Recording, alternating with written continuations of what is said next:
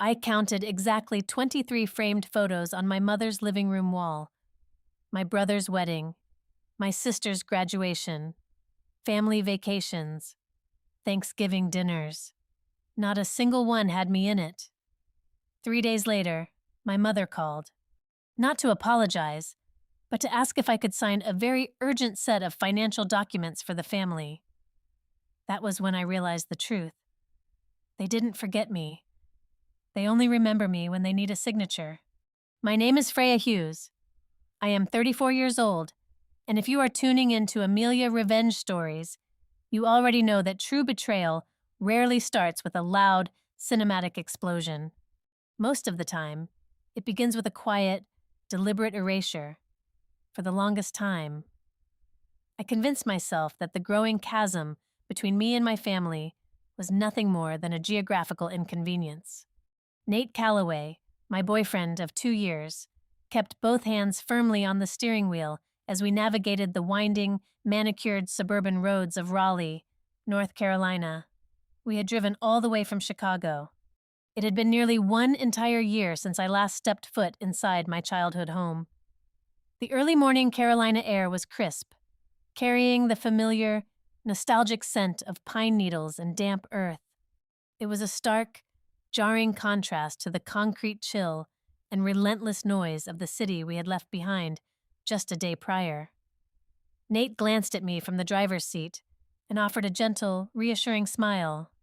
He had always been the eternal optimist in our relationship, the one who genuinely believed that family bonds were inherently resilient and unconditionally loving.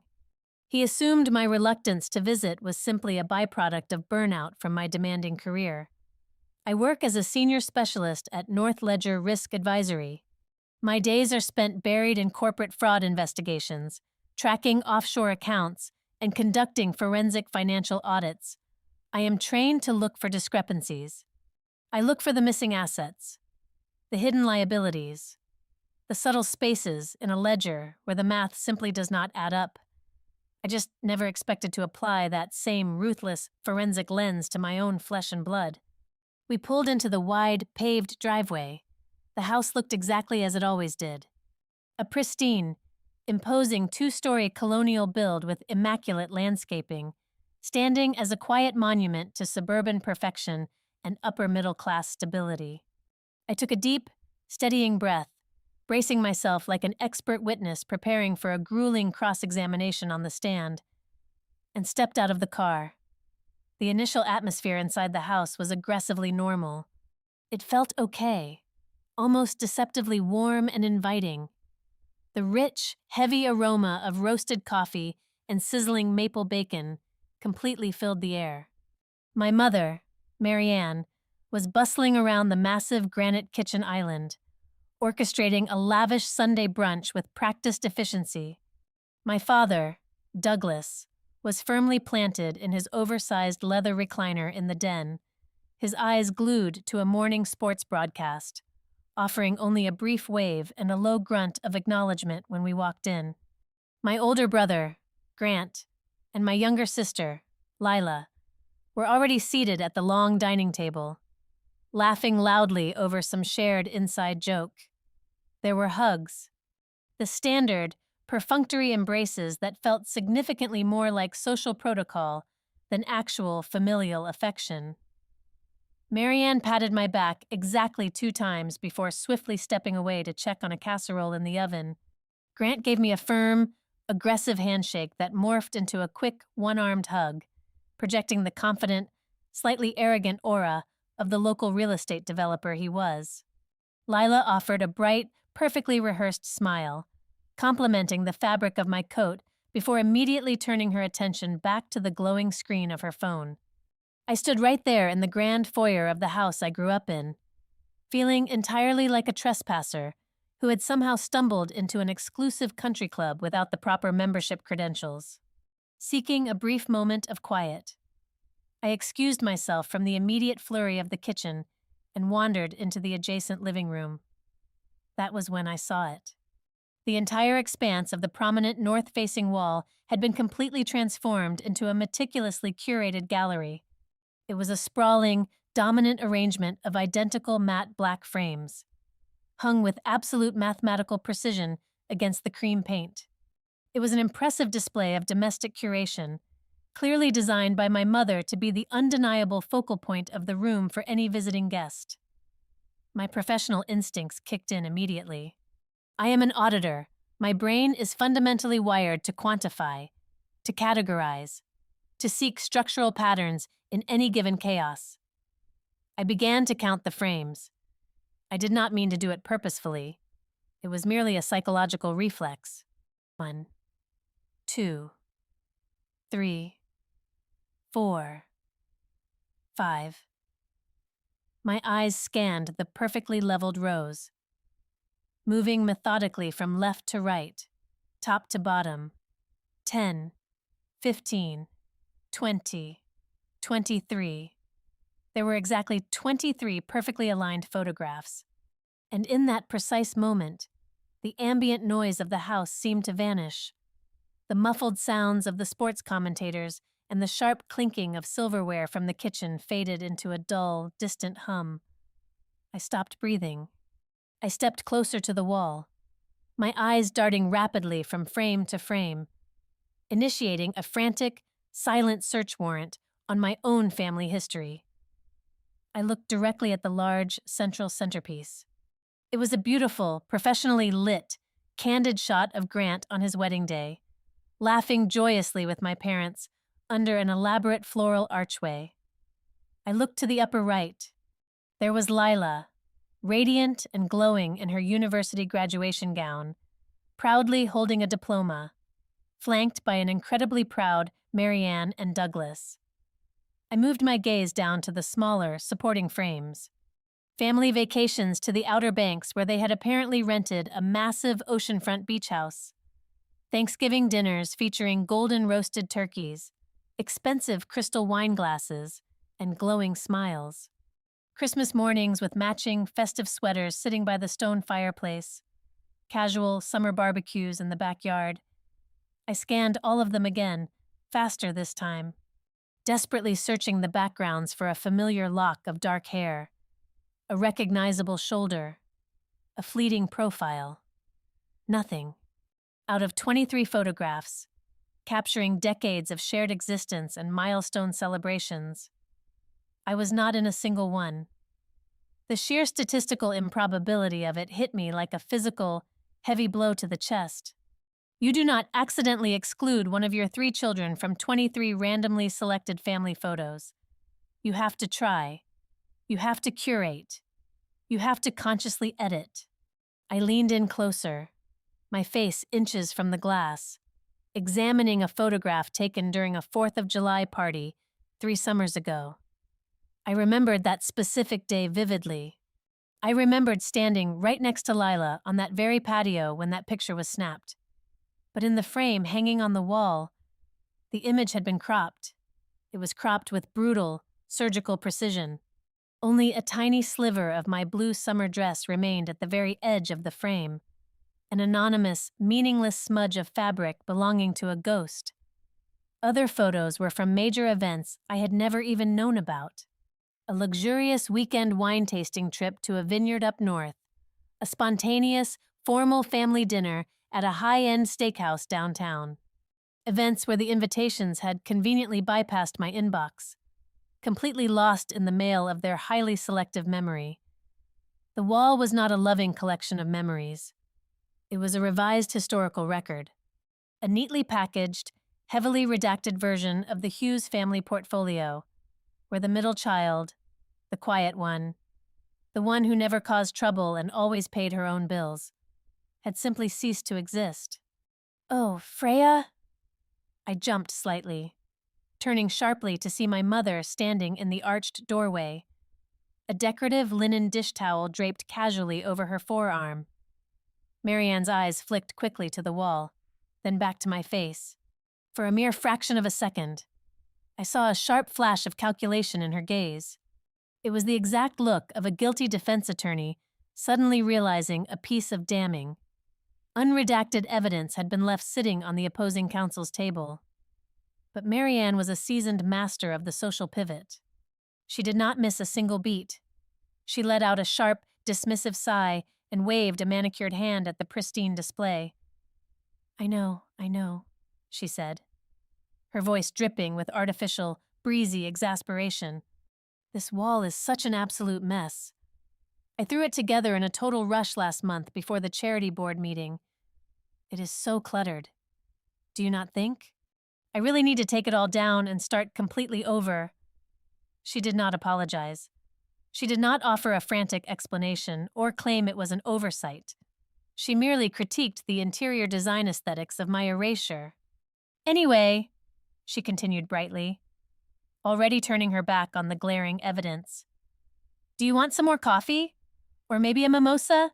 Nate is in the kitchen telling Grant all about your long drive. I could not speak. The words were caught and trapped in the suffocating, tight grip of my throat. I just shook my head slightly. As Marianne breezed happily back into the kitchen, I felt a solid presence materialize behind me. Nate stepped slowly into the living room. He had a polite, conversational smile on his face, clearly ready to make more small talk. But then he looked at me. He saw my posture, rigid and entirely frozen. He slowly followed my line of sight to the massive gallery wall. Nate is an incredibly observant man. It took him less than 30 seconds to scan the 23 frames. I stood perfectly still and watched the horrifying realization dawn on his face. The polite, boyfriend-approved smile melted away completely, replaced by a profound, chilling clarity. For the past 2 years, whenever I had expressed deep feelings of alienation, whenever I had described my family's casual, stinging dismissals, Nate had gently suggested that perhaps I was just being overly sensitive or misinterpreting their tone. He had thought it was just standard, everyday familial friction that everyone experiences. Looking directly at that wall, Nate finally understood. He looked back at me, his eyes wide with a quiet, devastating horror, and he gently placed a warm hand on the small of my back. It was a vital anchor in a room where I had just been violently untethered from reality. He did not say a single word, because no words could ever compete with the deafening, screaming volume of that curated display. The rest of the morning was a surreal blur of psychological survival. I went through the necessary motions, chewing the maple bacon like cardboard, drinking the bitter coffee, and answering mundane questions about the corporate climate in Chicago with flat, monosyllabic responses. I felt completely detached, floating somewhere above the expensive dining table, clinically observing these genetic strangers who happened to share my last name. By 2 o'clock in the afternoon, long before the planned, elaborate family dinner was supposed to begin. I stood up from my chair. I manufactured a sudden, unbearable, blinding migraine. I apologized profusely to the table, citing the exhaustion of the long drive and the severe stress of my corporate work week. My family accepted the fabricated excuse with alarming, terrifying ease. There were no protests, no offers to fetch aspirin, no maternal pleas for me to go lie down upstairs and stay just a little longer. It was a seamless, completely friction-free exit. We got back into the car. The heavy doors closed, sealing Nate and me inside a thick, impenetrable silence. Nate started the engine and steered us swiftly away from the imposing colonial house, heading toward the safe, neutral territory of our booked hotel room across town. The drive back was entirely, suffocatingly silent. The tall Carolina pines blurred past the passenger window, a meaningless, continuous streak of dark green. Nate reached over and held my hand tightly, his knuckles turning white, fully respecting the profound, heavy quiet filling the cabin. I stared straight ahead, watching the gray pavement vanish rapidly beneath the tires. My mind was completely blank, save for a single, looping, rhythmic drumbeat. I was not thinking about the ruined weekend. I was not thinking about the hotel room. I was just counting. 1, 2, 3, 4. Over and over again in the dark theater of my mind. 10, 15, 20. 23. I closed my tired eyes, leaning my heavy head against the cool glass of the car window. The cold, highly analytical part of my brain, the exact part that ruthlessly dissected financial ruins and uncovered corporate lies for a living, took over. It crystallized the morning's devastating events into a stark, undeniable, and permanent fact. I am not hurt because I am missing from a photograph. I am hurt because I realize that wall is a framed declaration. To understand how a person gets erased from a wall, you have to understand how they were systematically cropped out of the narrative long before the picture was even snapped. I am a classic middle child, but the psychology of my invisibility goes much deeper than simple birth order. We grew up in an environment of comfortable, polished affluence. My father, Douglas, spent his best years running a highly profitable building materials and hardware supply company. My mother, Marianne, was the formidable administrative director of a prestigious private preparatory school. They valued appearance, achievement, and above all, a seamless public image. My older brother, Grant, was the boastable pride. He was loud, naturally athletic, and possessed the kind of effortless charisma that made adults nod in approval and peers flock to his side. He was the investment with the highest visible return. Today, he runs a boutique real estate development firm, leveraging my father's old construction contacts into lucrative local deals. He is the golden son, the one who carries the legacy forward with a firm handshake and a bright, confident smile. Then there is my younger sister, Lila, the soft child, the delicate afterthought who required constant tending and gentle handling. If Grant was the shining trophy, Lila was the precious porcelain doll Marianne kept displayed safely on the mantel. Lila possessed a fluid, easy grace and an innate talent for social maneuvering. Currently, she spends her days arranging expensive throw pillows and curated vintage vases, building an aesthetically flawless interior design and lifestyle brand on the internet. And then there was me. I was the child who simply functioned. I did not possess Grant's booming presence or Lila's fragile charm. I was quiet, observant, and deeply analytical. I preferred the absolute certainty of mathematics over the messy, unpredictable nature of human emotion, because I brought home flawless report cards, never threw tantrums, and never demanded their resources or their time. I was quickly categorized. I became the daughter who did not cause trouble. In the Hughes household, being low maintenance was not a virtue. It was a fast track to irrelevance. If you do not make a sound, people simply forget you are in the room. The wounds of my childhood were never explosive. There was no singular, devastating event, no grand trauma that I can point to and say, that was the exact moment they broke me. Instead, it was an agonizing accumulation of microscopic cuts. It was the year they completely forgot my 16th birthday until 10 o'clock at night, tossing a crumpled $20 bill onto my bedroom desk with a hasty, breathless apology. It was the afternoon my mother showed up 45 minutes late to my regional debate championship because Lila had experienced a minor emotional meltdown over a dress fitting for a high school dance. It was the constant, unspoken understanding that if my schedule ever conflicted with a baseball tournament for Grant or a social gala for Lila, my event would be the one sacrificed. Without hesitation, without remorse. I learned very early on that my triumphs were footnotes, while their minor inconveniences were treated like national emergencies. The defining moment of my independence arrived when I turned 18. I had secured a full academic scholarship to a rigorous university located exactly 412 miles away from Raleigh. I remember the morning I left. There was no emotional send-off.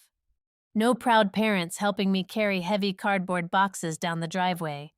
No tearful embraces or motherly advice whispered in the foyer.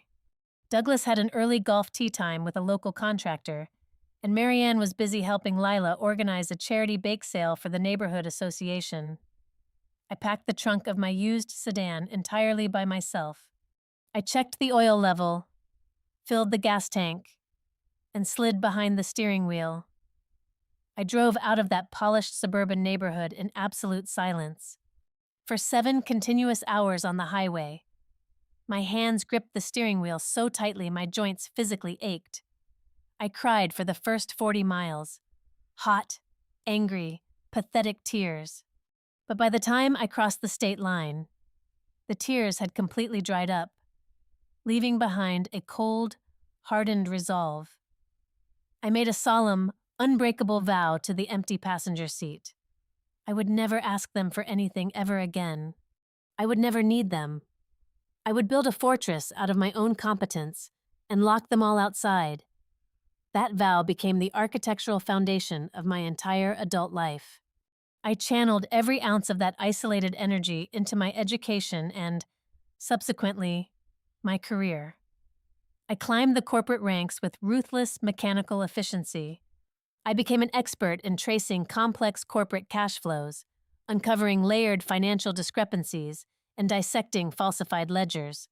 I hunt for the truth buried beneath thick layers of carefully constructed deception.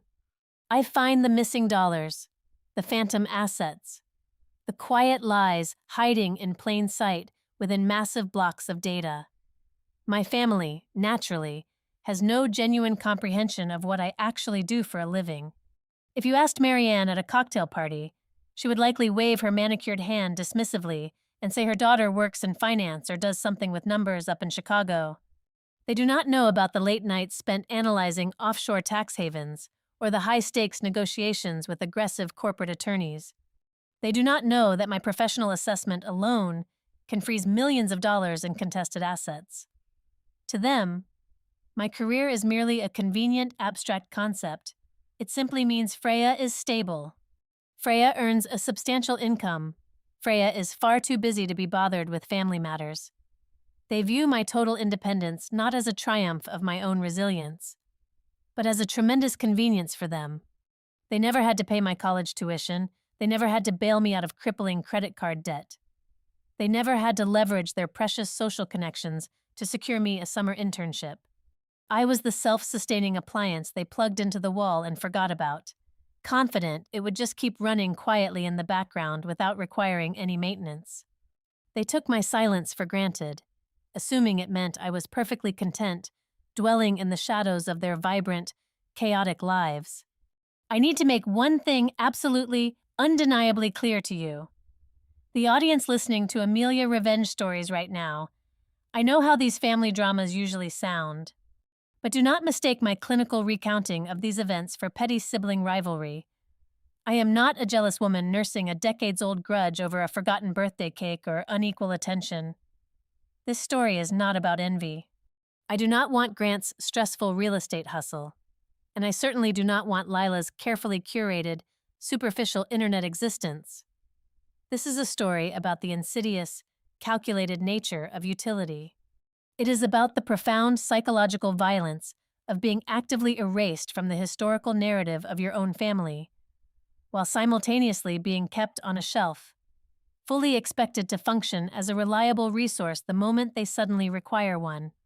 They did not want my face on their wall because my presence, my fierce independence, my very existence complicated the flawless, happy narrative they were desperately selling to themselves and their country club peers.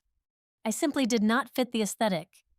But as I would soon discover, erasing a person from a photograph is incredibly easy. All it takes is a sharp pair of scissors or a clever digital crop. Erasing a person from a financial ledger, however, is significantly more complicated and infinitely more dangerous. They thought my lifelong silence was a permanent symptom of weakness and submission. They fundamentally forgot that people who spend their entire lives watching quietly from the background are the ones who learn to see absolutely everything. Exactly 3 weeks and 2 days passed in complete silence. Not a single text message, not a forwarded email, not a missed call. It was a Tuesday evening, somewhere around 7 o'clock. I was sitting at my granite kitchen island in Chicago, aggressively highlighting inconsistencies in a deposition transcript for a corporate embezzlement case, when my phone vibrated rapidly against the stone surface. The caller ID flashed my mother's name, Marianne Hughes rarely initiated a phone call on a weeknight unless someone had suddenly died, or, more likely, she required a highly specific favor that demanded immediate tactical deployment. I let it ring 3 times before sliding my finger across the screen. Her voice poured through the speaker, dripping with a sugary, heavily manufactured warmth that instantly put my teeth on edge and made my spine go rigid. "Freya! Darling! How is the freezing weather up there in the Midwest?" she chirped brightly. The faux intimacy was physically suffocating. I kept my response perfectly neutral, stating that I was fine and currently working late. She did not pause for even a second to ask about my week, my health, or the partner I lived with. She bulldozed straight past the pleasantries and launched directly into her carefully rehearsed promotional pitch. "Your father and I are hosting a massive gala next month," she announced, her voice swelling with practiced pride. "It is our 40th wedding anniversary, but Grant had this absolutely brilliant idea to combine the celebration with a major fundraising launch for his new community development project. It is going to be the absolute event of the season. Freya, we are expecting over 500 guests. Local politicians, major private investors, the entire country club board." I remained silent, tapping my yellow highlighter against the edge of my legal pad. The hook was coming. Marianne never offered up exposition without a steep admission price. "We really need you to come back down for it," she continued, her tone shifting seamlessly from festive mother to seasoned fundraiser. "We need you there as a premier sponsor. A prominent financial contribution from you would look fantastic on the printed donor program. We were thinking something in the neighborhood of $50,000. It is for a wonderful cause, darling, and it presents a united, successful family, front to the press." Before I could even fully process the sheer, unadulterated audacity of asking me for $50,000 less than a month after quietly demonstrating that I did not possess enough value to occupy a 6 by 8-inch frame on her wall, she dropped the actual anchor. "Oh, and while you are here in town, Grant has a few minor financial documents for the new project. The lead investors are being incredibly tedious and demanding about some obscure compliance protocols. You are so good at this complicated math stuff, Freya. We just need you to quickly look it over and sign off on a few pages so the family can have complete peace of mind before the launch." The phrase hung in the air, cold and heavy. "We just need you to look it over so the family can have peace of mind." The call ended shortly after with her demanding I check my work calendar and book a flight. Exactly 2 minutes later, my phone screen lit up brightly with a new text message from Grant. There was no greeting, no obligatory sibling inquiry about my well-being. It read exactly like a direct, impatient order from a panicked regional manager shouting at a low-level subordinate. "Mom said she talked to you. When are you free to finalize the paperwork? I need to lock this entire deal down before the preliminary investor dinner on the 25th. Let me know your arrival time so I can book the mobile notary." I stared at the glowing blue text bubble. My jaw clenched so tightly it ached. Finalize the paperwork, not review the paperwork, not discuss the project. Finalize. He spoke to me with the brusque, unyielding entitlement of a man who firmly assumed my professional expertise, and my personal legal liability was simply another liquid asset in his corporate portfolio, entirely available for his withdrawal on demand. I did not type a reply immediately. My prolonged silence must have triggered the family's internal emergency response protocol, because precisely 45 minutes later, my phone rang again. It was Lila. Unlike Marianne's saccharine bulldozing or Grant's demanding corporate texts, my younger sister wielded weaponized fragility like a seasoned assassin. "Hey," Lila said, her voice breathy, tight, and completely devoid of warmth. "Listen, Grant is currently pacing literal holes into the living room carpet. Please do not make things tense right now. Freya, you know exactly how stressed he gets when a major real estate deal is in the closing window. Just come down and do the thing. If you cause a scene or refuse to participate, it is going to make the whole family look completely ridiculous in front of half the state." All of my primary brand sponsors are going to be sitting at VIP tables at this gala. I cannot afford any weird family drama ruining my networking opportunities. I sat perfectly still, absorbing the absolute masterpiece of her manipulation. Lila had successfully managed to distill my entire professional autonomy, my hard-earned career, and my personal boundaries down to the category of weird family drama that might negatively impact her social media engagement metrics. She was preemptively blaming me for a public disruption I had not even caused yet, constructing a narrative where my refusal to blindly sign unread legal documents made me the villain of her lifestyle brand. I disconnected the call with Lila without making a single promise. I opened my message thread with Grant and finally typed a response. It was a single, professionally standard sentence. The exact same sentence I send to every single corporate client I represent. Send the complete digital file to my secure work email, and I will thoroughly review the documents before I commit to booking a flight. His response arrived instantaneously. That specific text message was the exact moment the tectonic plates of our lifelong dynamic permanently and violently shifted. Sending massive legal files over email is a total nightmare. They are too hard to read on a computer screen anyway. Plus, there are some highly sensitive confidential clauses we really should not put on a random server. It is best if you just come home and we talk through it all in person over a drink. I stopped breathing. The air in my Chicago apartment suddenly felt frigid. I am a senior forensic accountant.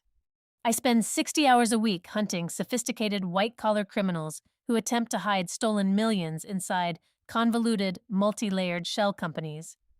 I know the distinct, desperate, metallic scent of a fabricated excuse. A man who builds and develops multi-million-dollar commercial complexes, claiming he does not know how to compress a PDF file, is a man who is actively lying. In the ruthless corporate world I inhabit, if a financial ledger is clean, you do not hesitate to email it across the globe. If a contract is standard and legally sound, you do not aggressively demand a face-to-face meeting just to look at the basic terms.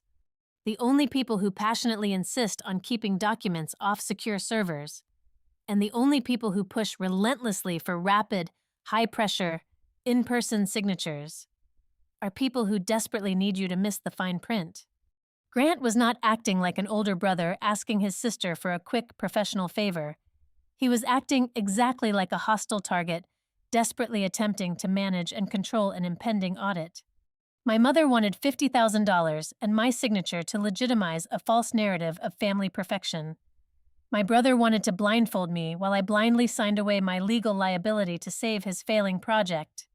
My sister wanted me to comply quietly and absorb the risk so she could maintain her flawless aesthetic illusion for her internet followers. They did not want my actual expertise. They wanted my blind, unthinking, familial obedience. They genuinely believed that, because I had spent 34 years successfully avoiding conflict and asking for nothing, I would simply fold under the combined, suffocating weight of their expectations and a looming social deadline. I picked up my phone and typed a brief, completely non-committal reply to my brother. I will look into my schedule and let you know. I hit send and placed the device face down on the cool marble. In that profound silence, the lingering, childish sting of the photograph wall evaporated completely. The heavy, suffocating weight of being the unloved, forgotten daughter burned away, instantly replaced by a crystalline, icy, and terrifying clarity. I was no longer a wounded sibling seeking validation from people who were biologically incapable of giving it. I was a lead investigator, and my own blood had just foolishly handed me a subpoena. If they wanted to use my name, my hard-earned credentials, and my legal signature to blindly patch the gaping holes in their sinking financial ship, they were going to have to let me thoroughly inspect the hull. They thought they were casually manipulating a compliant, desperate ghost. They had absolutely no idea they had just invited an apex predator into their boardroom. I made the decision right then and there. I would go back to North Carolina.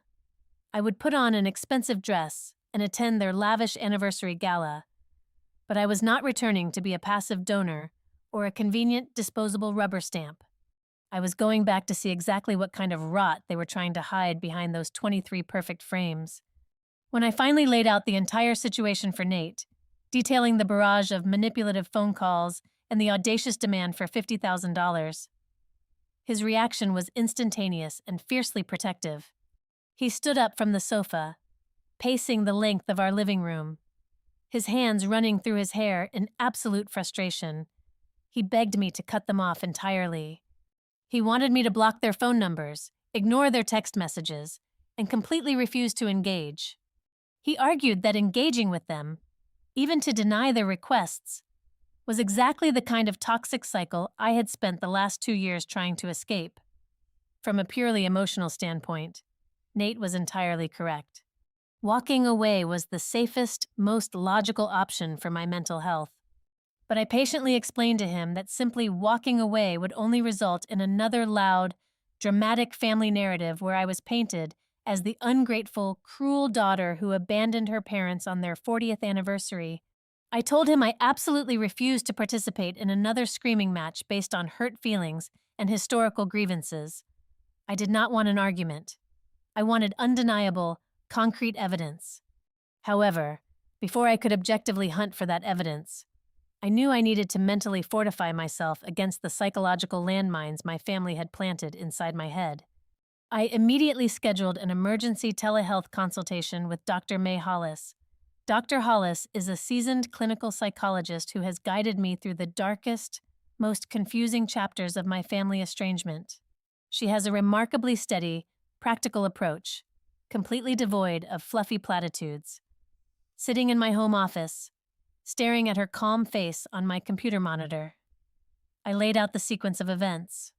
I told her about the suffocating realization of the photo wall, followed by the immediate, aggressive financial demands. Dr. Hollis listened intently, taking slow, deliberate notes. When I finished speaking, she leaned forward slightly. She told me the most crucial step was to mentally bisect the situation.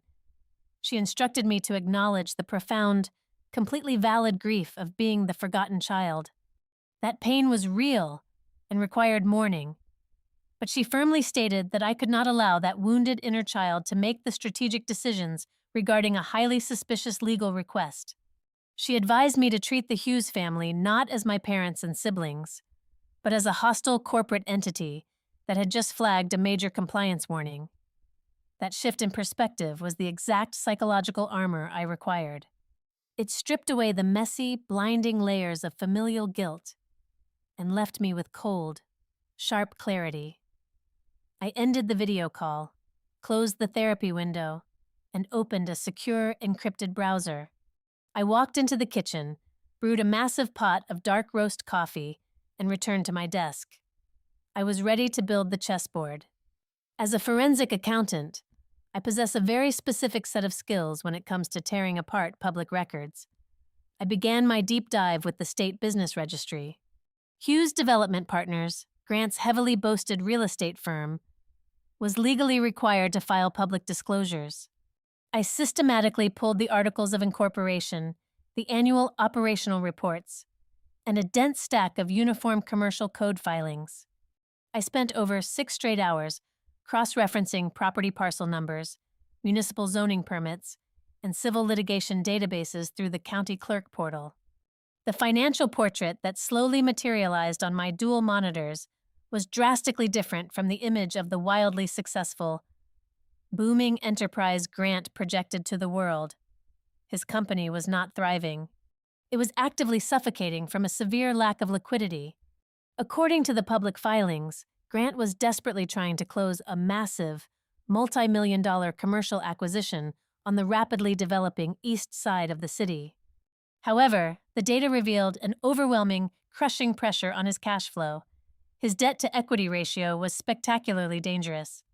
In order to secure the final, critical tier of mezzanine funding from his institutional investors, he was contractually obligated to inject a massive sum of earnest capital into a secure escrow account before the final closing date. That closing date was exactly 14 days away. If Grant failed to produce that capital guarantee, the primary lenders would immediately pull out. The acquisition would violently collapse. and the resulting financial shockwave would trigger a catastrophic cascade of defaulted loans across his entire portfolio. That singular fact neatly explained the sudden, desperate demand for $50,000. But a simple capital shortage did not fully explain the sheer, unadulterated panic radiating from my mother, nor did it explain Lila's frantic plea to avoid a public scene. I needed to look wider. I pivoted my forensic search away from Grant's corporate entities and focused my lens directly on my parents' personal financial footprint. I accessed the municipal property tax records for the immaculate, sprawling colonial house I had grown up in. When the document loaded on my screen, all the air left my lungs. There, buried deep in the fine print of a secondary property, lien filed roughly 18 months ago, was my father's legal signature. Douglas had quietly leveraged the remaining equity of the family home to secure a high-interest commercial bridge loan to keep Grant's failing project afloat. Furthermore, I discovered Marianne's name legally bound as a guarantor on a massive, separate equipment lease agreement for the construction firm. The disparate pieces of the puzzle slammed together with a terrifying, deafening finality. The stakes were astronomically higher than I had initially calculated. If Grant's commercial deal went under, he would not just bankrupt his own miserable company, he was going to drag my parents straight down into the financial abyss with him. They stood to lose the cherished family estate, the primary source of their social capital, and the very stage where they hosted their wealthy friends and projected their flawless, wealthy image. That explained why the entire family was operating with the frantic, highly coordinated urgency of a crisis management team. But one glaring question remained completely unanswered. Why did they desperately need my signature? The $50,000 was merely a temporary, superficial bandage to appease a minor vendor or show temporary good faith. The mysterious paperwork Grant was absolutely terrified to send over a secure email server had to be the actual, vital prize. I spent another 4 hours relentlessly scouring archived civic court records, older subsidiary filings, and historical land trust registrations. I was aggressively hunting for any anomaly, any slight, irregular deviation in the historical paperwork of Hughes Development Partners. It was approaching 3 o'clock in the morning. My eyes were burning intensely from the harsh, unyielding glare of the monitors, and my back was stiff with tension. Then, I found it. It was an obscure, poorly digitized appendix attached to an older limited liability registration from nearly 7 years ago. It was a supplementary compliance document outlining the original capitalization structure of Grant's very first independent commercial project. I zoomed in on the blurry, scanned columns. Near the bottom of the third page, under a section clearly labeled for a consenting family member, I saw a set of handwritten initials, F.E.H. Freya Elizabeth Hughes. There was no full, legally binding signature. There was no official notarized stamp verifying the identity of the signer. There were just 3 hastily scribbled letters that looked vaguely, but not entirely, like my own natural handwriting.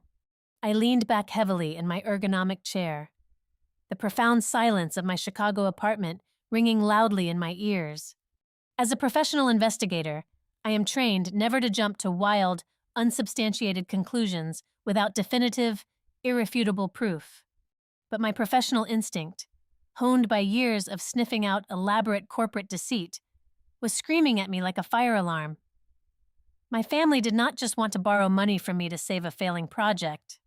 They were desperately trying to quietly legitimize a massive, pre-existing structural loophole. If my initials were somehow legally tied to the foundational capital of Grant's business from 7 years ago, it strongly implied they had used my name, or perhaps an asset legally tied to my name, without my explicit, informed consent. Now, with sophisticated institutional investors suddenly demanding rigorous, independent compliance audits before closing this new, massive deal, that old, messy paperwork was a ticking legal time bomb. They needed me to sign a brand new, highly complex document to retroactively sanitize the old one. They needed me to unknowingly waive my legal rights and permanently cover their tracks. I closed the final browser window and shut down the computer. The lingering, heavy exhaustion in my bones was completely gone, entirely replaced by a cold, steady, and incredibly powerful surge of adrenaline. I knew exactly what I had to do. I was not going to hide in Chicago. I made the firm decision to return to North Carolina for their grand anniversary gala, but my entire mindset had shifted. I had spent my entire childhood silently begging for their attention, desperately hoping that if I was just quiet enough and successful enough, they would eventually carve out a small space for me on their wall. I was officially done asking for permission to exist in my own family. I was going back to that house, but I was not going back to beg them to see me. I was going back to look at them, and I was going to look very, very closely. I flew back to Raleigh on a damp Thursday morning. I did not bring luggage. I did not plan to stay. The family meeting took place around the same massive dining table where, just a few weeks prior, I had choked down breakfast while reeling from the realization of my own erasure. Now, the table was completely cleared of expensive porcelain and replaced with a towering, intimidating stack of legal documents. Grant sat directly across from me, his knee bouncing with manic, barely contained energy. Marianne hovered near the mahogany sideboard, clutching a linen napkin, her face arranged into a meticulous mask of maternal concern that did not quite reach her cold, calculating eyes. Douglas, as always, was notably absent from the immediate crossfire, having retreated to his private study. Lila was conveniently not invited to this specific summit. Grant slid the heavy leather binder across the polished wood. It had to contain at least 200 pages of dense, suffocating legalese. He had preemptively flagged several pages with bright yellow adhesive tabs. "It is all standard boilerplate stuff, Freya," Grant said, tapping his expensive silver pen rapidly against the table. "We just need your signature on the tabbed pages and your quick initials on the highlighted margins. I have a private courier waiting outside to take this directly to the title company by 4 o'clock this afternoon. So, if we could just knock this out quickly, I can finally breathe." I did not pick up the pen. Instead, I calmly opened the massive binder to page 1 and began to read. I read the preamble. I read the expansive definitions section. I read every single line of the liability waivers. The thick silence in the room quickly curdled into acute, suffocating discomfort. 10 minutes passed, then 20. Grant let out a heavy, exaggerated sigh, shifting his weight aggressively in his expensive chair. "Freya, you really do not need to audit the entire document," he snapped, his voice tight with rising panic and irritation. "The legal team at the firm already spent 40 billable hours combing through every single minor clause. It is just a routine indemnification protocol for the new holding company." I ignored his outburst completely, turning smoothly to page 42. "I never sign anything I have not completely read. Grant, you know exactly what my profession entails." Marianne stepped forward instantly, offering a high-pitched, incredibly nervous laugh. "Darling, your brother is under a tremendous amount of stress right now. This is family. We would never put anything in front of you that would cause you harm. Do you want some iced tea? Let me go to the kitchen and get you some tea." "I am fine, Mother," I said smoothly, my eyes never leaving the crisp white paper. On page 87, hidden beneath a labyrinth of complex cross-references and subsidiary assignments, I found the fatal anomaly. It was a dense, highly technical paragraph detailing the indemnification of prior equity transfers. It explicitly referenced a foundational capital contribution from exactly 9 years ago. The clause was specifically designed to legally shield the current incoming investors from any historical civil claims regarding a specific, early-stage seed fund. And right there, nestled neatly between 2 heavily redacted corporate entity names, was the unmistakable identification of the original trust vehicle. It bore my full, legal name. My pulse remained entirely steady, but the air in my lungs turned instantly to ice. I looked up slowly, meeting my brother's restless, anxious gaze. "Grant," I said, keeping my voice dangerously flat and even. "What is this specific reference on page 87 regarding the initial capital formation? It cites an equity transfer from a trust bearing my name. I absolutely cannot sign a waiver indemnifying a financial structure I have never personally seen. I need to see the original formation documents from 9 years ago." The reaction was instantaneous and profoundly revealing. All the blood rushed completely out of Grant's face, leaving him pale and wide-eyed with shock. Marianne dropped the white linen napkin straight onto the floor. The carefully constructed facade of a casual, minor family favor shattered into a million irreparable pieces right there in the dining room. "That is just ancient history," Marianne stammered quickly, stepping defensively between me and the massive table. "It is just a standard tax formality from when you were still in school. It has absolutely zero bearing on this current project. The lawyers just have to list everything for strict compliance reasons. If it has zero bearing, then there is zero risk in showing me the original file," I countered logically, my tone completely unyielding. "Where is it? I do not have those ancient records just sitting around the house. Freya." Grant barked, his voice cracking slightly in pure defense. "They are buried in a secured storage unit downtown. You are deliberately holding up a multi-million-dollar closing over a petty bureaucratic technicality." "Then the closing will have to wait," I replied, closing the heavy binder firmly, "because I am not signing a single page of this." Right at that precise, volatile moment, Grant's cell phone began to vibrate violently on the table. The bright caller ID flashed the name of his lead private equity investor. He swore loudly under his breath, snatched the phone, and practically ran out of the room to take the urgent call in the hallway. Marianne immediately chased after him, her hands fluttering in absolute distress, desperately trying to manage his impending emotional meltdown. They made a catastrophic, amateur mistake. They let their panic override their protocol. They left the seasoned forensic accountant entirely alone with the physical evidence. I had exactly 60 seconds. I did not hesitate for a fraction of a moment. I pulled my smartphone from my purse and rapidly photographed page 87, the complex liability waivers, and the critical signature pages. I meticulously captured every single piece of data they had foolishly allowed me to hold. By the time Grant marched aggressively back into the dining room, his face flushed deep red with rage. My phone was safely tucked away in my bag. I stood up, slung my purse over my shoulder, and delivered my final, non-negotiable verdict. "I'm going back to Chicago right now. Email the original files to my attorney. Once he clears them, we can discuss my signature. Until then, do not contact me."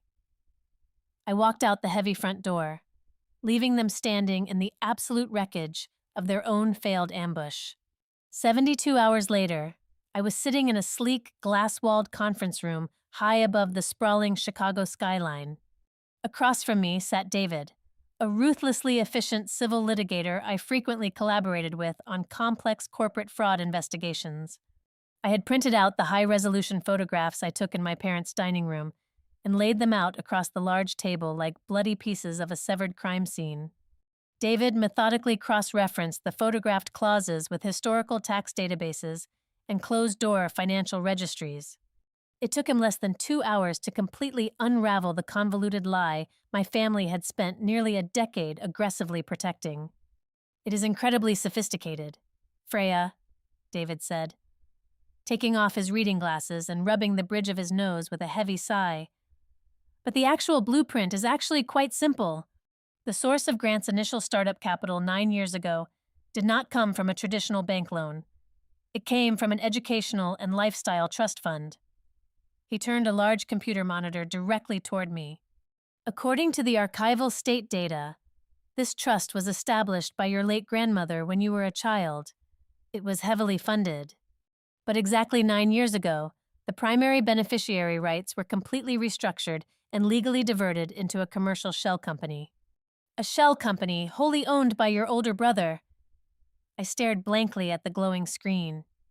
9 years ago, I was 20 years old. I was a junior in college, drowning in advanced econometrics coursework, working 2 grueling part-time jobs just to afford basic groceries, because my parents claimed they could not spare a single dime to assist me with my daily living expenses. My memory violently snapped back to a freezing Tuesday evening in November during my junior year. I was sitting on the hard floor of my cramped dormitory. A thick, overnight envelope had arrived from my mother. It contained a massive stack of confusing financial paperwork and a sticky note written in her elegant, looping handwriting. The note had claimed my father's business was facing a minor, temporary state audit, and they desperately needed me to sign a few documents to optimize the household tax bracket. She had stressed that it was incredibly urgent, that I was saving the family, and that I should not worry my pretty head about the complex legal jargon. I had trusted them implicitly. I was exhausted, chronically stressed, and fundamentally believed that my parents, despite their overwhelming favoritism toward my siblings, would never actively sabotage my future. I signed the pages on my dorm room floor without reading a single paragraph. I placed them in the return envelope and blindly mailed away my own financial security to fund the Golden Sun's empire. "Is it criminal fraud?" I asked David, my voice sounding completely hollow and distant to my own ears. David shook his head slowly. "Technically, probably not. You were a legal adult. You freely provided your signature. They did not forge your name on the line. Proving malicious deception beyond a reasonable doubt in a criminal court after almost a decade would be nearly impossible. They manipulated your trust and your ignorance, which is a massive breach of fiduciary duty if they were the acting trustees.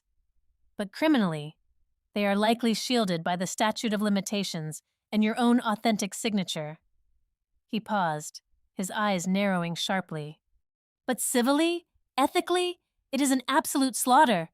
They drained your rightful assets to build his entire company. And now, because the new institutional investors are demanding a completely clean, aggressively audited chain of title for all of Grant's companies, this old, messy transfer is a giant, glaring red flag. They are terrified the investors will realize the foundational capital of the firm is legally contested. That new binder they tried to force you to sign was not just a formality. It was a retroactive, ironclad waiver.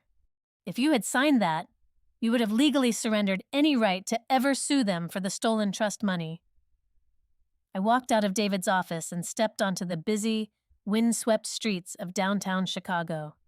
The loud urban noise washed over me, but I felt entirely insulated, locked inside a cold, silent vacuum of absolute clarity. The ultimate betrayal was not that they stole the money. The betrayal was the breathtaking, psychopathic duality of their actions. While I was actively struggling to pay for used textbooks and surviving on cheap ramen noodles, they were using my grandmother's money to buy Grant his first luxury car and launch his lucrative career. They had ruthlessly stripped me of my resources to elevate him. And then, after all of that, they had the unmitigated gall to decorate their living room wall with 23 framed testaments to their perfect, happy family, actively excluding the very daughter whose stolen inheritance had literally paid for the expensive roof over their heads. I stopped walking, staring at my reflection in a dark, tinted shop window. Everything finally made perfect, agonizing sense. The wall of 23 photos was not a careless oversight. It was not a result of a mother's sloppy interior design skills. It was the exact, literal manifestation of how the Hughes family operated. They systematically erased my human presence, deliberately silencing my voice and removing my face from the public narrative. But secretly, quietly, in the dark corners of their balance sheets and legal ledgers, they violently held on to my utility value. They deleted the daughter, but they kept the asset. The inevitable confrontation did not happen in a screaming match across a mahogany dining table. It happened on a sterile, encrypted conference call I initiated on a Tuesday evening, exactly 5 days after I walked out of their house. I sat at my home office desk in Chicago, my voice recorder actively logging the audio, a clean notepad resting under my pen. Nate sat quietly on the sofa behind me. When the line connected, I did not offer a greeting. I asked a single, highly specific question. I asked them to explain the legal authorization behind the dissolution of my grandmother's trust 9 years ago. The silence that followed was thick enough to choke on. Then my mother deployed her first line of defense. Tears. Through the speaker, Marianne's voice trembled, breaking with perfectly timed, dramatic fragility. She claimed she was feeling terribly overwhelmed. She insisted she simply did not remember the exact details of that specific year because my father's business had been undergoing severe restructuring. She wept softly, her breath catching as she delivered her ultimate shield. She told me that whatever difficult choices they had made back then, every single decision was made out of a desperate need to protect the family. I did not offer comfort. I let her cry into the dead air of the phone line.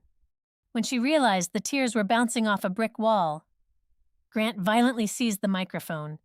He entirely abandoned the emotional charade and pivoted directly to brute force practical pressure. He laid out the financial apocalypse he was facing. He explicitly stated that if I stubbornly refused to sign the updated indemnification waivers, his massive commercial acquisition would instantly vaporize. He painted a terrifying, vivid picture of the immediate consequences. He revealed that because our parents had heavily leveraged their personal assets to secure his bridge loans, my refusal to cooperate would result in the bank seizing the colonial estate. He accused me of being perfectly willing to render our elderly parents homeless over a technicality from a decade ago. He wanted me to feel like a murderer holding a loaded gun to the family legacy. Right then, another voice chimed into the conference call. Lila had been silently listening on the line. She slipped effortlessly into her designated role as the gentle, reasonable peacemaker.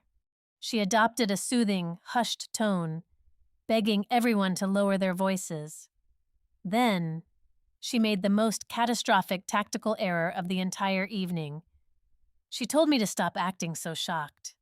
She sighed heavily and said that everyone always knew they had just taken a portion of my fund to rotate into Grant's startup phase. She casually mentioned that the internal understanding was that they would simply pay it back with interest once the real estate firm became highly profitable. I stopped writing. I stared at the blinking green light on my speakerphone. Lila had just handed me the holy grail of financial investigations. It was not a chaotic, one-time misunderstanding. It was not a desperate, blind mistake made under extreme duress. It was a calculated, conscious, and entirely normalized family decision. My younger sister had just casually confessed that my financial ruin was an accepted household strategy. I kept my voice completely devoid of inflection. I noted her statement aloud, repeating it word for word, stating that I appreciated the clarification that the diversion of my assets was premeditated. Panic instantly erupted on their end of the line. Recognizing the massive legal liability Lila had just casually vomited into the conversation, my family immediately launched a coordinated gaslighting campaign. They furiously attempted to rewrite our shared history. Grant angrily shouted that I was acting like a spoiled, ungrateful brat. Marianne sharply stopped crying and reminded me of the solid, upper-middle-class foundation they had generously provided me. They boldly claimed that the only reason I was a highly successful, wealthy corporate accountant in Chicago was because they had instilled a relentless work ethic in me. They demanded I acknowledge my immense privilege and stop treating them like common criminals. They desperately wanted me to lose my temper.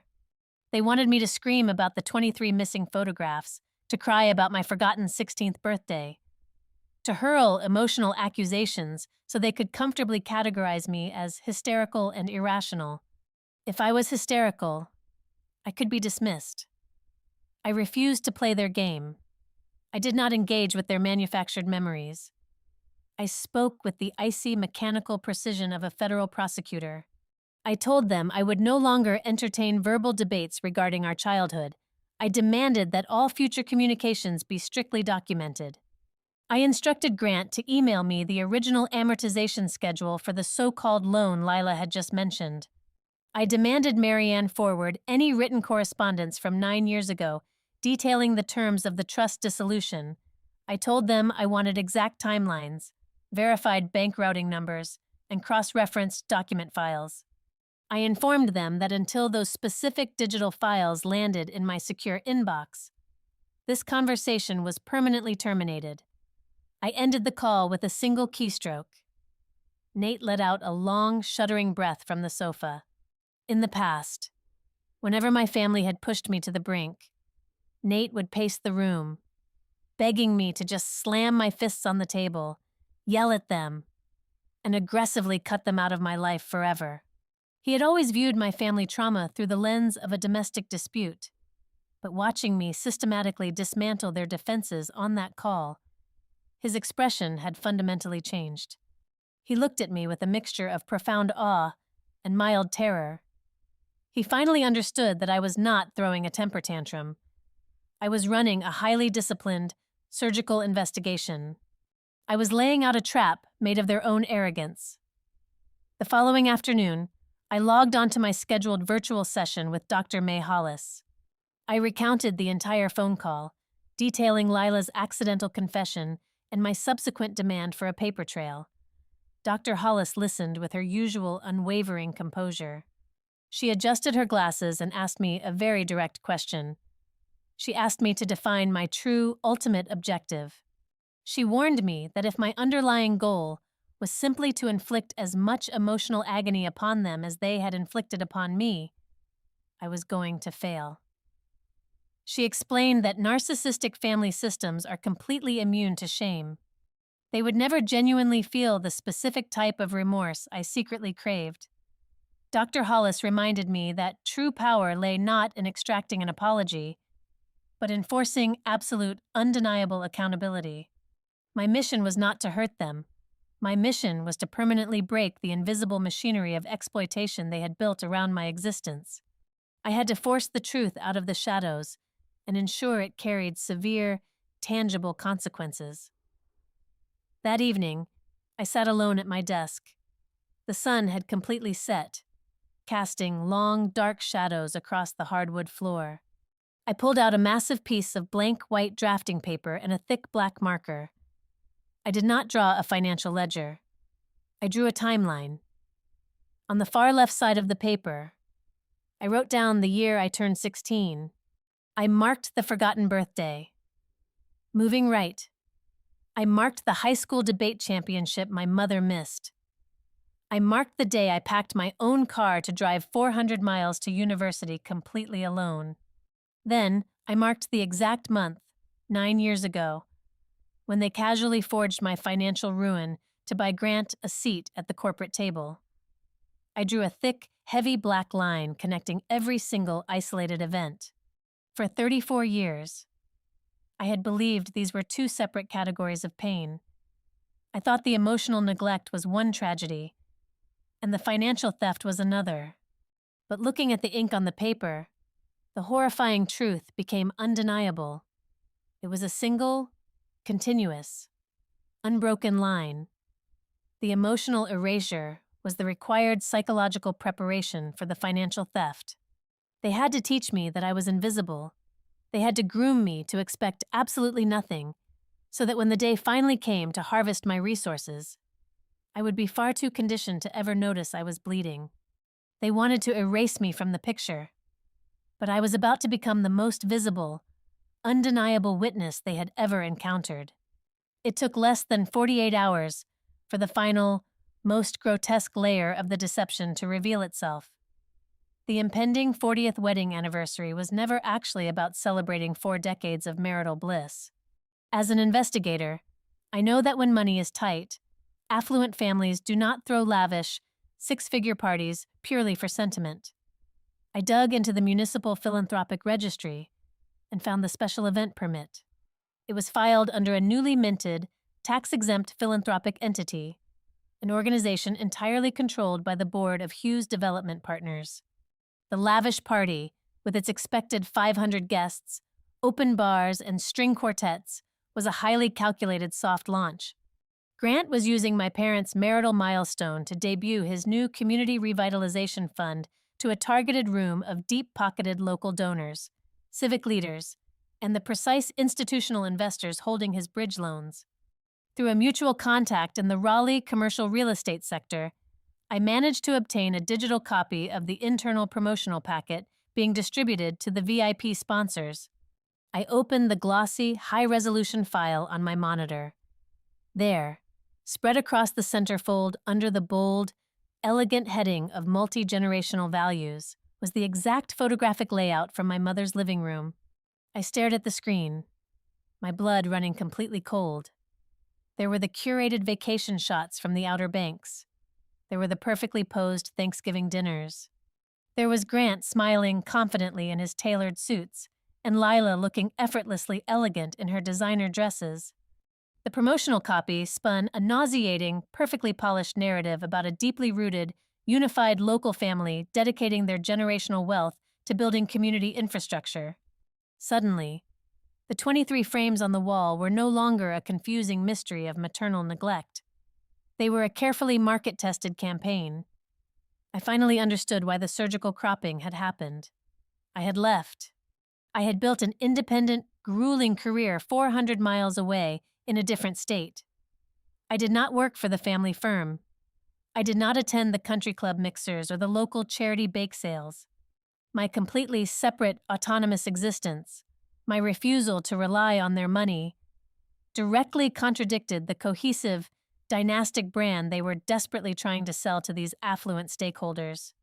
My presence in those photos was not just emotionally inconvenient, it was commercially off-message. The final, undeniable confirmation came later that afternoon when Marianne called my cell phone. She was back to utilizing her breezy, innocent persona, completely ignoring the catastrophic, tense conference call from the previous week. She casually asked for my flight details, pressing me to confirm my attendance because the caterers needed a final head count for the plated dinners. I kept my voice perfectly flat and asked her a direct question about the living room decor.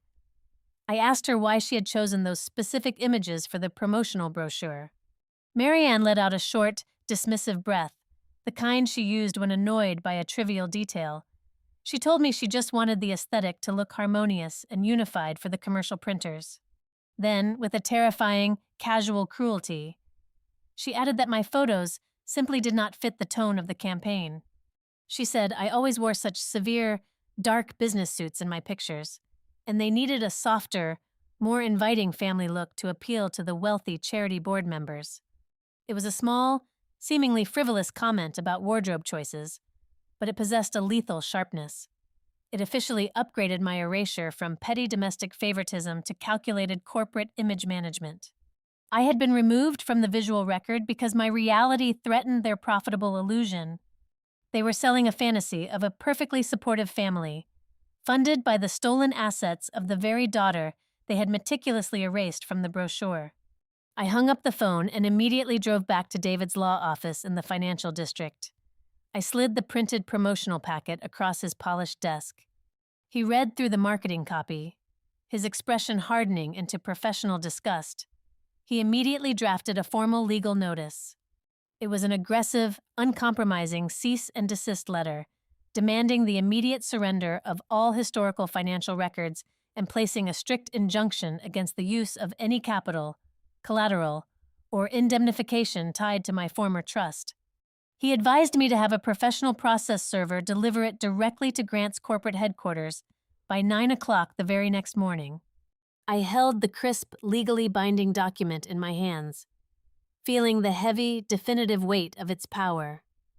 This piece of paper could instantly freeze their assets and trigger a catastrophic audit. But I slowly slid it back across the table toward David.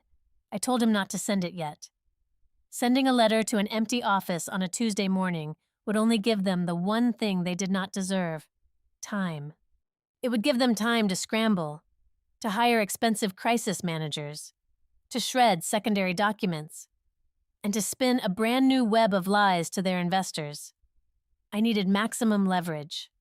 I needed to strike at the exact moment when ignoring my demands would become significantly more expensive and publicly humiliating than finally respecting them. Instead of a preemptive legal strike, I spent the next 2 days meticulously constructing a dual contingency plan. Option A was the quiet, civilized resolution. If they pulled me aside before the gala, provided the unredacted documents, and agreed to a legally binding restitution plan, I would sign a strict non-disclosure agreement and walk away forever, letting them keep their pathetic facade. But option B was the nuclear protocol. If they attempted to bully me again, if they handed me another fraudulent waiver hidden in a stack of papers, or if they tried to publicly corner me into compliance in front of their wealthy friends, I would instantly trigger a massive civil action. I would alert the state tax authority, and I would personally hand the unredacted evidence of their financial manipulation directly to the lead counsel of their primary investor group. I had the legal forms drafted, signed, and ready to file with a single phone call. I went into my bedroom closet and pulled out a stunning, tailored emerald silk dress. It was not a severe business suit, but it was certainly not the soft, compliant pastel they preferred. It was the kind of garment designed to command absolute attention in a crowded ballroom. I booked a first-class ticket back to North Carolina. I was going to attend the 40th anniversary gala exactly as my mother had requested. I was going to walk into the grand ballroom of that country club. But I was no longer arriving as the forgotten middle daughter, desperately hoping for a scrap of validation. I was not arriving as a compliant prop for their philanthropic photo op. I was arriving as the chief auditor of their manufactured reality. I packed my overnight bag. Inside my designer clutch, resting securely against my lipstick and my hotel key, was the exact, undeniable copy of the truth. I was ready for the soft launch. The final 72 hours before the anniversary gala felt exactly like sitting inside a highly pressurized cabin right before the structural glass shatters. My smartphone became a relentless, vibrating beacon of manufactured family anxiety. The notifications rolled in constantly, a coordinated offensive designed to trap me in their narrative.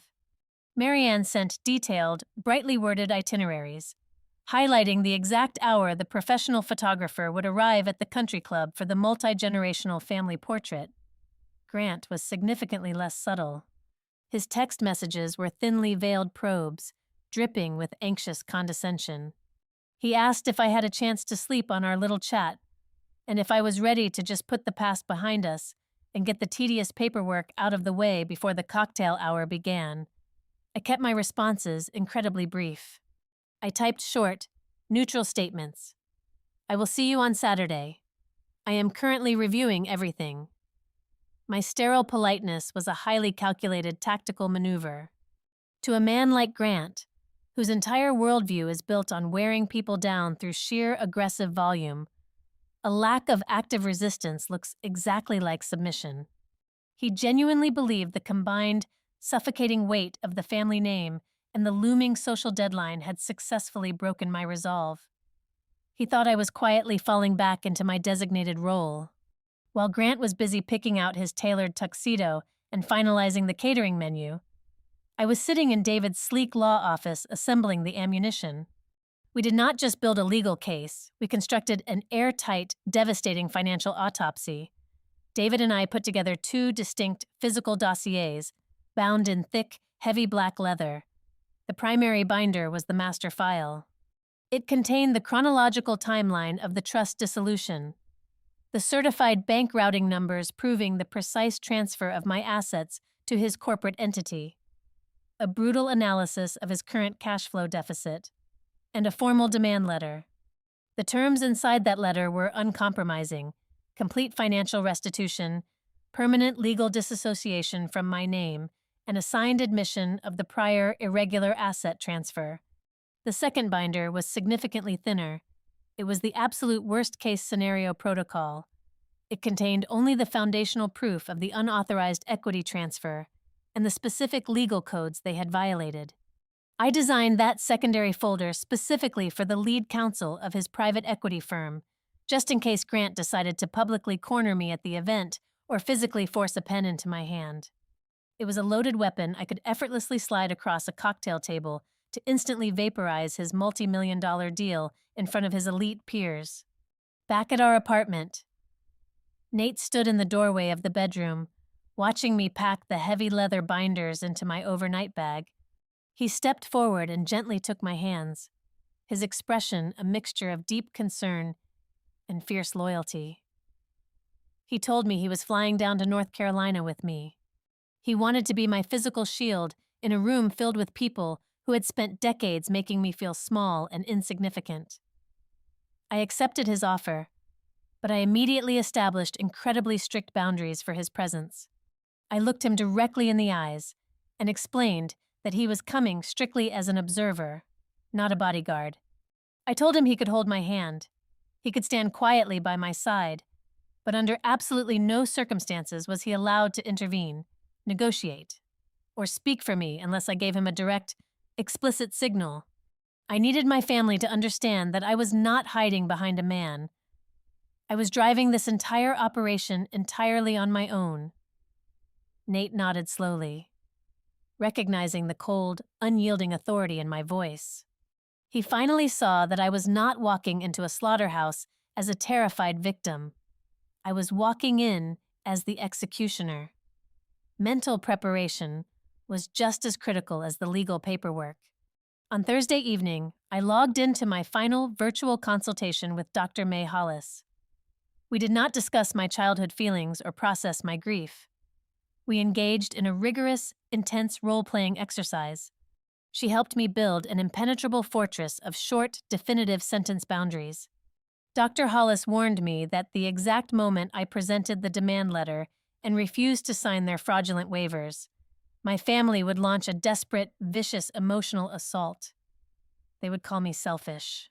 They would accuse me of being a cold, calculating machine trying to destroy my own parents' legacy. They would weaponize my entire history of quiet independence against me, twisting it into proof of my inherent cruelty. She trained me to completely absorb those verbal blows without offering a single ounce of justification. If you explain, you validate their right to question your reality, she instructed firmly. We practiced my responses until they were pure, unbreakable muscle memory. I will not discuss this further. My terms are on the paper. I am not debating the past. I systematically stripped every shred of defense, anger, and sorrow from my vocabulary, leaving behind nothing but absolute, terrifying neutrality. The true confirmation that my silence was causing deep psychological decay on their end arrived on Friday morning. I was sitting at the airport terminal waiting for my flight to Raleigh when my phone buzzed with a direct message from Leela. It was not sent to the group chat, and it was stamped at 6 o'clock in the morning, meaning she had been awake all night obsessing over the impending collision. The message was a rambling, pathetic attempt at a preemptive apology. She wrote that she was feeling physically sick to her stomach about everything. She admitted she had always assumed the whole money thing would just blow over and get swept under the rug like everything else in our childhood. But then, she revealed her true, underlying motivation. She typed that if this specific financial scandal broke out at the gala, it would permanently destroy her lucrative brand sponsorships. And she begged me not to ruin her life over a petty grudge against Grant. I read the glowing screen and felt a profound, chilling sense of peace settle over my shoulders. In the Hughes family, the very first person to express genuine fear did not feel afraid because they had committed a profound moral failure.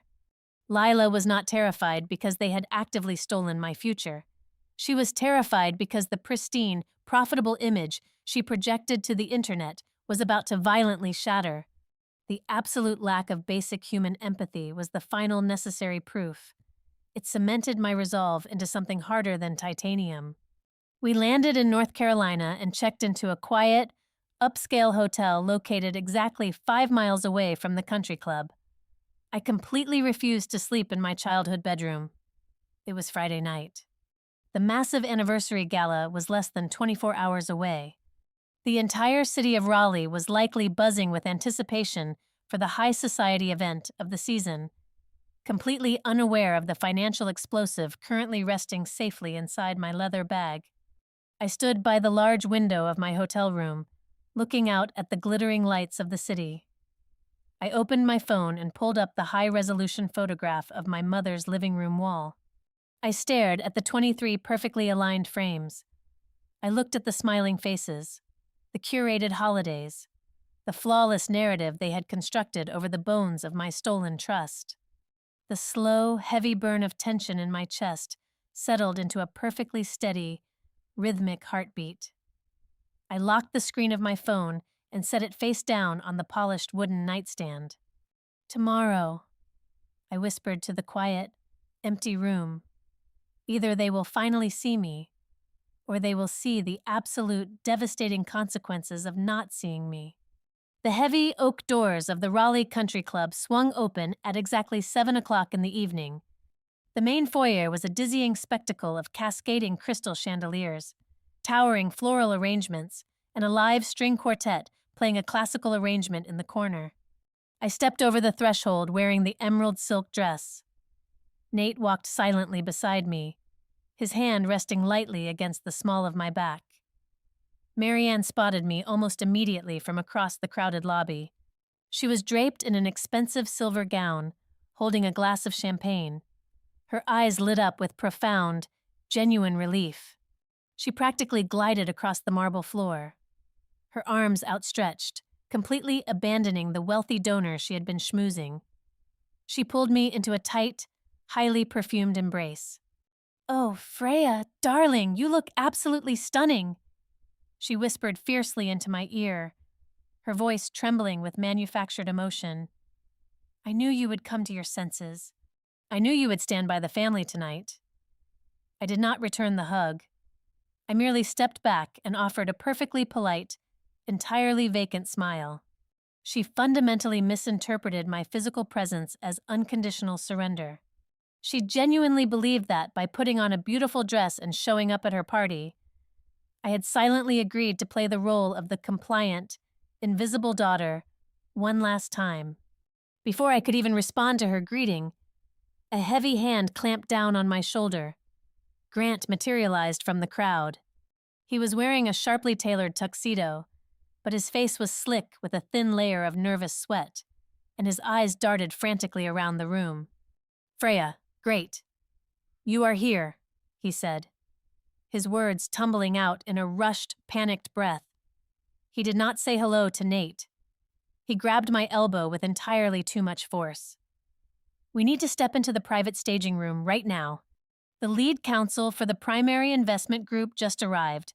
I need to hand him the finalized compliance portfolio before the opening remarks begin at 8 o'clock. I gently but firmly removed his hand from my arm. I nodded once and followed him down a quiet, carpeted corridor, away from the main gala. Nate trailed closely behind us, a silent, imposing shadow fulfilling his promise to observe without interfering. Grant pushed open the door to a small, mahogany-paneled VIP lounge. Marianne scurried in right behind us, quickly shutting the heavy door to block out the sounds of the party. Douglas was already sitting in a leather armchair in the corner, nursing a glass of scotch and staring blankly at the floor. Lila stood nervously by the window, violently twisting her diamond bracelet around her wrist. All the key players were finally trapped in a single, soundproof box.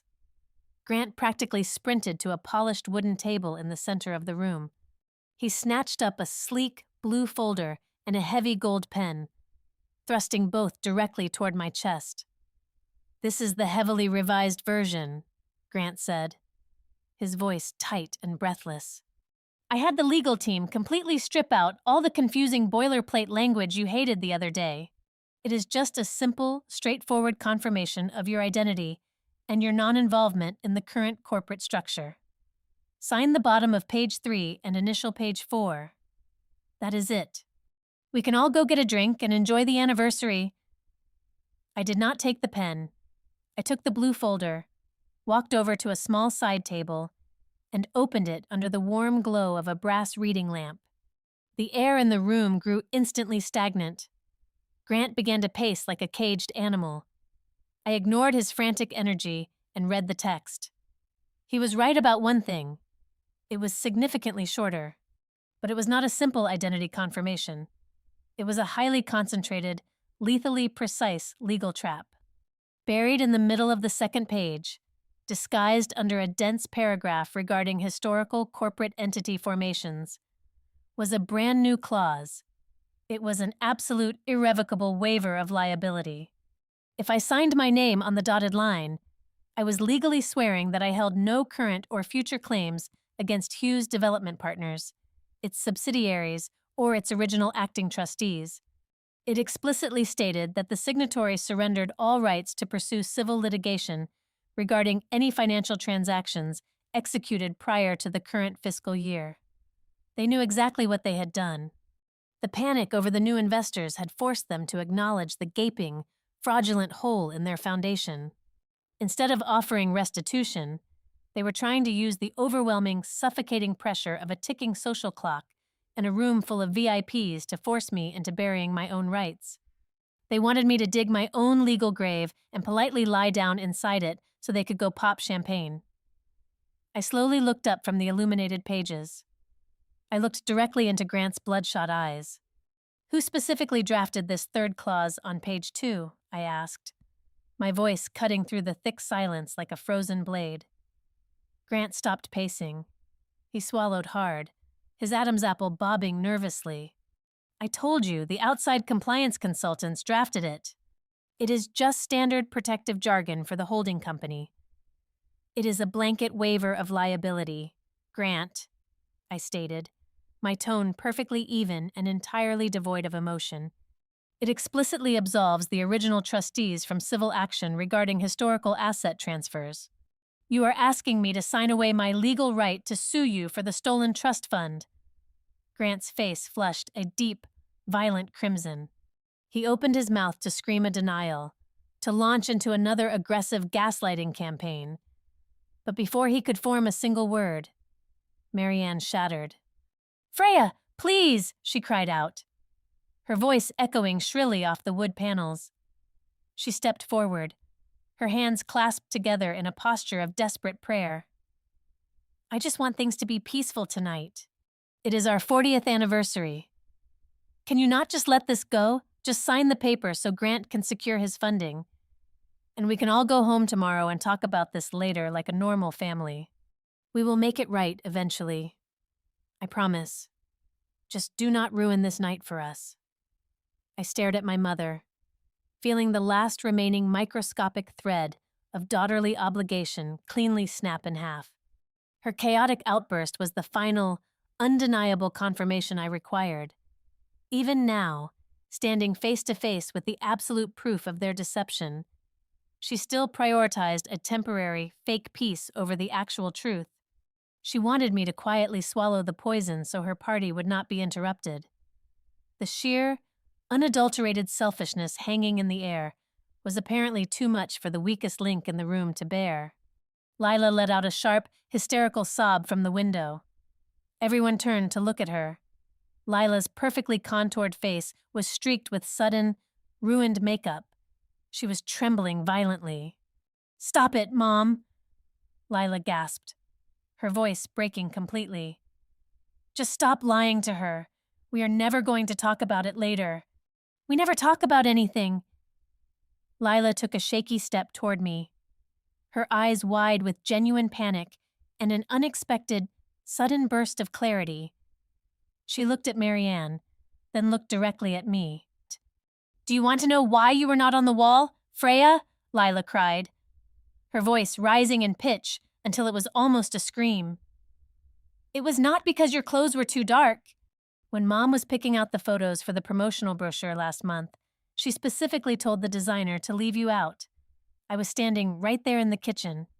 She said, 'Do not hang Freya's pictures on the wall this time, because the wealthy guests will ask why she does not work with the family business.' She said your independence made the family look fractured to the investors. She erased you because you did not fit the marketing pitch." A profound, deathly silence descended upon the VIP lounge. The classical music from the ballroom outside seemed a million miles away. Douglas finally looked up from his glass of scotch, his face pale and utterly defeated. Grant stood frozen, his mouth slightly open, staring at his younger sister in absolute horror. Marianne covered her mouth with a trembling hand, stepping backward as if she had just been physically struck. They had officially pushed themselves into a corner with no remaining exits. They could not call Lila a liar, because she was their protected golden child. They could not deny the financial theft, because I was holding the waiver designed to cover it up. Their intricate, multi-layered web of emotional manipulation and financial fraud had violently collapsed in on itself, leaving nothing but the ugly, undeniable truth exposed under the bright fluorescent lights. Nate stood quietly near the door, watching the entire empire crumble. He did not say a word, but the slight, proud shift in his posture communicated everything. I looked at the terrified faces of my parents and my siblings. I did not feel an ounce of rage. I did not feel sorrow. I felt an incredible, soaring sense of absolute liberation, the heavy, suffocating weight I had carried since childhood. The agonizing belief that I was fundamentally unlovable and invisible simply evaporated into the conditioned air. It was never about my worth. It was only ever about their greed. I carefully closed the blue folder. I picked up the heavy gold pen Grant had offered me. I held it up for a brief second, watching their eyes track the movement with desperate, pathetic hope. Then, I gently placed the pen back down onto the polished wooden table. I looked at my brother. I offered him a very small, perfectly polite smile, and I spoke the words that would change the trajectory of my life forever. "I am not signing," I said smoothly. "But I did bring what everyone really needs to read." I reached calmly into my dark leather bag and withdrew the thick master binder David and I had meticulously assembled. I did not throw it. I did not slam it. I simply placed it directly on top of their fraudulent waiver, right in the center of the polished mahogany table. "I am not signing away my rights tonight, or ever," I stated, my voice echoing with absolute, terrifying clarity in the small VIP lounge. "Inside this binder is a formal legal demand for the immediate preservation of all corporate and personal financial records. There is also a strict cease and desist order regarding any further use of my name, my former trust, or my personal equity as collateral for your business." Grant stared at the black leather cover as if it were an active explosive device. "Are you insane?" he hissed, his face completely devoid of color. "You cannot do this right now. The investors are literally right outside that door." "I am well aware of who is outside," I replied smoothly, "and I am offering you a very brief window of grace. I will not walk out there and publicly detonate this anniversary gala, provided you agree to full, transparent restitution within the next 14 days. But I will not sign a blind waiver to cover up a decade of theft." Right on cue, as if summoned by the sheer density of the panic in the room, a sharp knock echoed against the heavy wood. The door swung open, and a tall, severe-looking man in a charcoal suit stepped inside.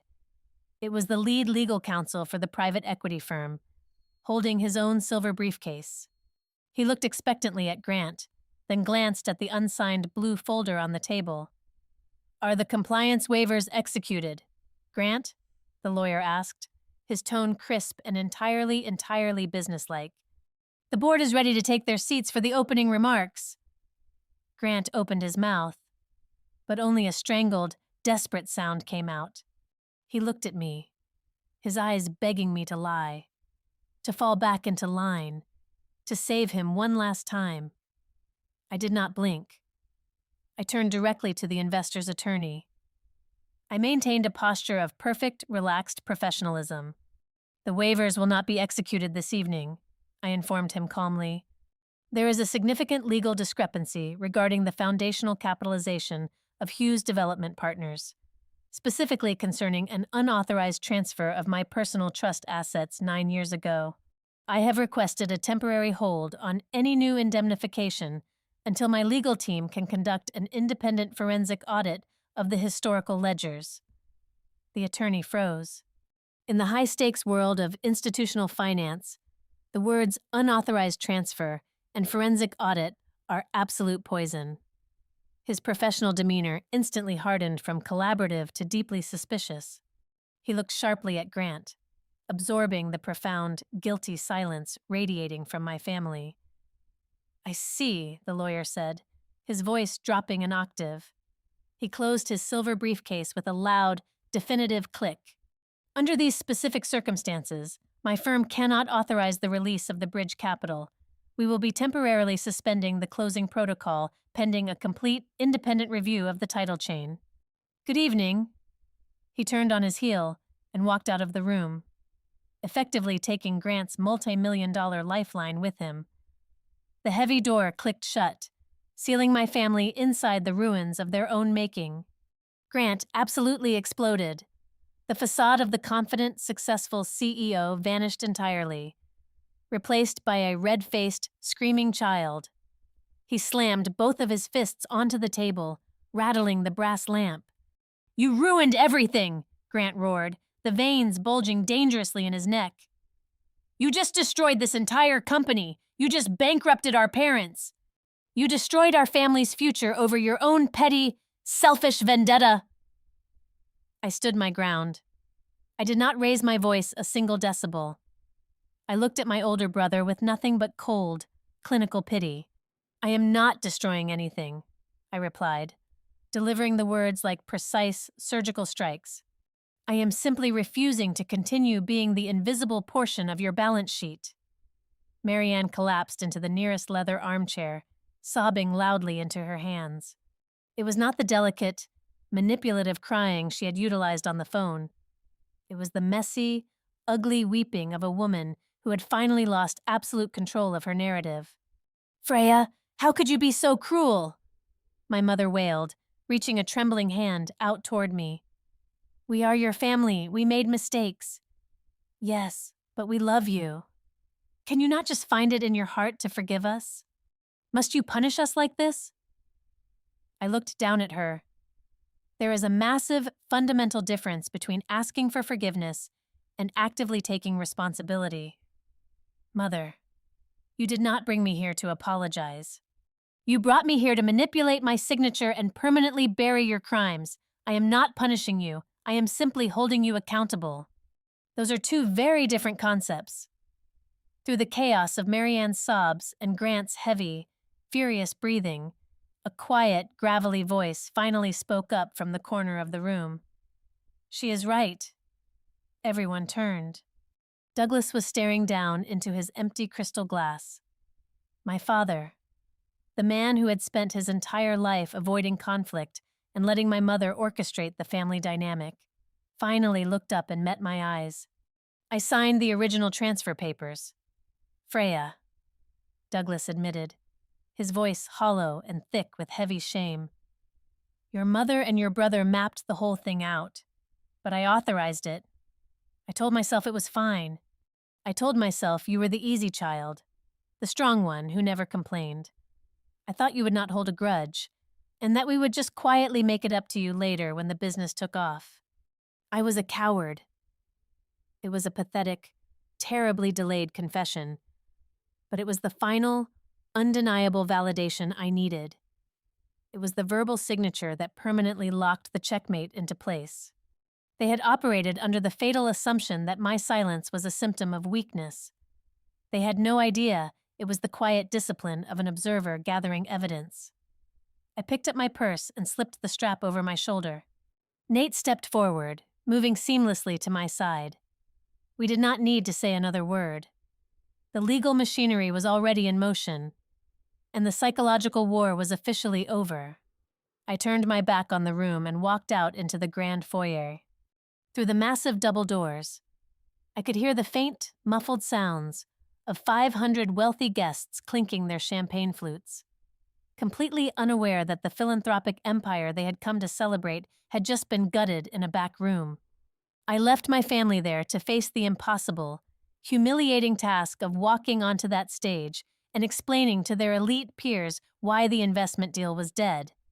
We walked out of the country club and stepped into the cool, crisp Carolina night air. For the first time in 34 years, My chest felt completely light. I took a deep breath, entirely untethered from the heavy, suffocating gravity of their expectations. In the weeks that followed, the legal pressure was absolute and merciless. With their primary commercial transaction completely suspended and the terrifying threat of a public civil fraud lawsuit hanging over their heads, the Hughes family completely capitulated. Their expensive lawyers met with David, and we aggressively negotiated a highly ironclad civil settlement. They were legally forced to completely liquidate a massive portion of Grant's secondary portfolio to fully reimburse the original value of my trust, plus nearly a decade of compounded market interest. They had to formally amend their historical corporate filings, permanently erasing my name from their foundation. We severed every single legal and financial tie that bound us together. I got my money back. But more importantly, I reclaimed my absolute autonomy. 6 months later, I stood in my brand new, spacious corner office at North Ledger Risk Advisory. I had just been promoted to a senior director position. The Chicago sunlight poured through the floor-to-ceiling windows, casting a warm, golden glow across my mahogany desk. I opened a small cardboard box and pulled out a hammer and a few small brass nails. I walked over to the blank, freshly painted wall behind my desk.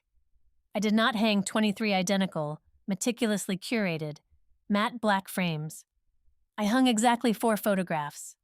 One was a candid, slightly blurry shot of Nate and me laughing uncontrollably in the rain during a weekend trip to Seattle. Another was a picture of my 2 closest friends and me celebrating my recent promotion over a messy table of expensive sushi. The third was a beautiful landscape shot I had taken myself during a solitary, peaceful hike through the mountains. And the last frame held a simple, unedited photograph of myself. I was standing in the middle of a busy city street, wearing a sharp, dark suit, looking directly into the camera lens with a genuine, unapologetic smile. I was not cropped. I was not standing in the background. I was the focal point. I used to think revenge was making them hurt the way they hurt me. But it turns out the most powerful retaliation is forcing them to look directly at the truth, and then walking away, taking my name, my money, and my life, where this time, no one has the right to crop me out of the frame. Thank you so much for listening to my story. Please leave a comment and let me know where you are tuning in from today so we can connect and share our thoughts.